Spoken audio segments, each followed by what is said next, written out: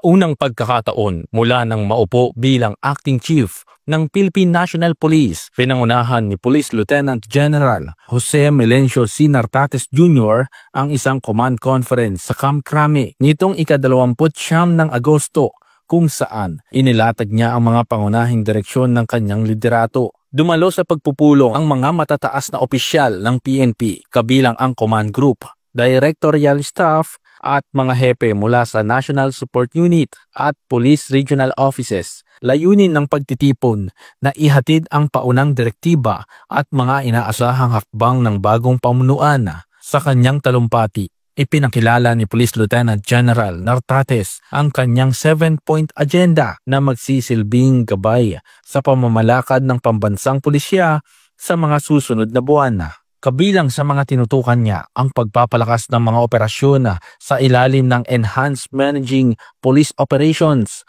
pagpapatuloy ng kampanya kontra iligal na droga, loose firearms at terorismo, at ang pagsusuri at pagpapatupad ng mga epektibong risk management plans sa lahat ng level ng organisasyon.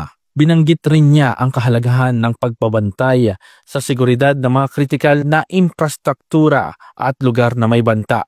Gayon din ang epektibong pamamahala sa mga pampublikong aktibidad tulad ng mga pista, events at crowd control operation. Bahagi rin ng kanyang agenda ang pagpapataas ng moral at kapakanan ng mga pulis, pati na ang mas matalinong paggamit mula sa pondo hanggang sa kagamitan at tauhan.